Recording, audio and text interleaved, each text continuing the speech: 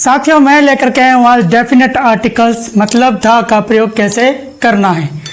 तो द जो होता है वह दैट का सूक्ष्म रूप होता है और इसका हिंदी में मतलब होता है वह या वो।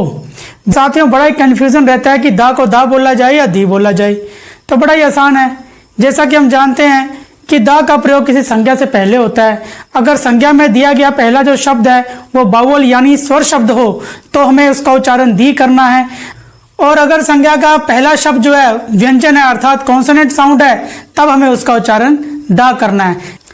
तो देखो साथियों, जब स्वर शब्द हो संज्ञा का पहला तो इसका उच्चारण दी करना है, जैसे the apple, the oranges, the elephant, the एंच। तो देखो ये सब के साथ स्वर शब्द थे इसलिए हमने द का उच्चारण दी किया। अब द का उच्चारण कब करना है? जब संज्ञा का पहला शब्द कॉन्सोनेंट हो अर्थात व्यंजन हो। देखो the king, the guide, the man, the moon, ये जितने भी शब्द थे सबके सब कॉन्सोनेंट से शुरू हो रहे हैं, व्यंजन से शुरू हो रहे हैं, इसलिए इसका उच्चारण हमने द से किया। देखिए साथियों एक एग्जाम्पल लिखा हुआ है, once there was a lion, the lion was sleeping under a tree. तो इसमें दो वाक्य दिए हुए हैं। पहला वाक्य में दिया हुआ है once there was a lion. देखो साथियों इस वाक्य में शेर का जिक्र पहली बार हुआ है तो हमने इसके आगे ए लगा दिया, क्योंकि जब भी किसी वाक्य में किसी संज्ञा का जिक्र पहली बार हो तो उसके आगे हमें ए एन का प्रयोग करना पड़ता है। ए इसलिए लगाया क्योंकि ये एक कॉन्सोनेंट साउंड है, लेकिन आगे वाले वाक्य में शेर का जिक्र दोबारा हो रहा है तो हमने शेर के आगे द लगा दिया। जैसे the lion was sleeping under a tree, वह शेर या वो शेर पेड़ के नीचे सो रहा था। तो पहले वाले वाक्य में हम शेर के बारे में नहीं जानते थे, लेकिन दूसरे वाले वाक्य में हमें पता लग गया कि हम उसी शेर की बात कर रहे हैं जिसकी चर्चा हमने पहले वाले वाक्य में की थी।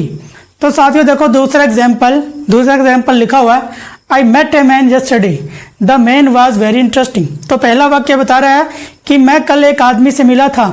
भाई ए मैन इसलिए आया क्योंकि इस आदमी का जिक्र पहली बार हुआ है, और अगले वाले वाक्य में द मैन इसलिए लगाया क्योंकि हम उसी आदमी की बात कर रहे हैं जिस आदमी का हमने जिक्र पहले वाले वाक्य में किया था, इसलिए लिखा the man was very interesting.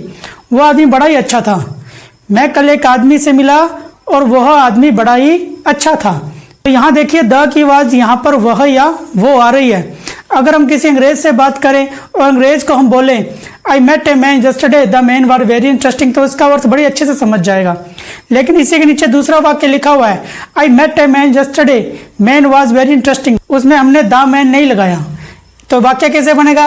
I met a man yesterday, man was very interesting. कहने का मतलब है कल मैं एक आदमी से मिला था और उन आदमियों में से एक आदमी अच्छा था, यानी हम कल दो या दो से अधिक व्यक्तियों से मिले। तो ऐसे में अर्थ बदल जाता है। कहने का मतलब है कि अब हम उस आदमी की बात नहीं कर रहे जिससे मिले थे, बल्कि बहुत सारे आदमियों की बात यहाँ कर रहे हैं। तो ऐसे में साथियों वाक्यों का पूरा अर्थ बदल जाता है, इसलिए हमें आर्टिकल्स का प्रयोग सही ढंग से करना पड़ता है। देखिए अब इसी में दूसरा example, I saw a watch yesterday, the watch was very expensive. कल मैंने एक घड़ी देखी थी, वह घड़ी बहुत महंगी थी। पहले वाले वाक्य का ये अर्थ निकल गया। इसी के नीचे दूसरा वाक्य लिखा हुआ है, I saw a watch yesterday, watch was very expensive. मैंने कल एक घड़ी देखी थी और उन घड़ियों में से एक घड़ी बहुत महंगी थी। इसका अर्थ यह निकलता है कि उसने वो जिस घड़ी की बात कर रहा है दूसरे वाले वाक्य में उन घड़ियों की बात नहीं हो रही बल्कि दूसरी घड़ियों की बात कर रहा है। तो ऐसे में वाक्य का पूरा अर्थ बदल गया। तो ऐसे में कहा जा सकता है कि जो आर्टिकल्स होते हैं ये वाक्यों को जोड़ने का काम करते हैं, ना कि इनको अलग अलग करने का काम करते हैं। इसलिए साथियों इन बात का ध्यान रखना कि अगर हमने किसी वाक्य में किसी संज्ञा का पहली बार जिक्र किया है तो उसके आगे हमें ए या एन का प्रयोग करना पड़ेगा। अब आगे उस संज्ञा का जितनी बार प्रयोग होगा उसके आगे हमें द का प्रयोग करना पड़ेगा, अदरवाइज वाक्य का अर्थ बदल जाएगा। तो साथियों इसी में हमें दैट और द का अंतर भी समझ लेना चाहिए। जैसा मैंने पहले ही कहा था कि जो द है दैट का सूक्ष्म रूप है जिसका अर्थ क्या होता है वह या वो। लेकिन कोई चीज हमारे सामने प्रत्यक्ष रूप में पड़ी हो तो हमें वहां पर नाउन के लिए दैट का प्रयोग करना है। अगर कोई चीज हमारे दिमाग में या हमारे विचार में है तब हमें वहां पर नाउन के लिए द का प्रयोग करना है। तो सपोज कीजिए कि मैं कहीं बाजार गया और मैंने पिज्जा खाया, तो मैं जब दुकान में जाऊंगा तो पिज्जा मेरे सामने होगा, तब मैं वहां पर सेंटेंस क्या बोलूंगा? आई लाइक दैट पिज्जा, मेरे को वह पिज्जा पसंद है। लेकिन खाने के बाद जब मैं घर पर आ गया तो घर पे आके मैंने बात की तो मैं क्या बोलूंगा? आई लाइक द पिज्जा, मेरे को वह पिज्जा अच्छा लगा, क्योंकि उस वक्त पिज्जा मेरे सामने ना होकर मेरे दिमाग या विचार में था। तो इस प्रकार भी हम दैट और द में फर्क कर सकते हैं। तो साथियों स्क्रीन के ऊपर कुछ एग्जाम्पल्स है, इन एग्जाम्पल्स को आप कीजिए। अगर समझ में ना आए तो कमेंट बॉक्स में जाकर कमेंट कीजिए और वक्त आने पर मैं इनके उत्तर जरूर दूंगा।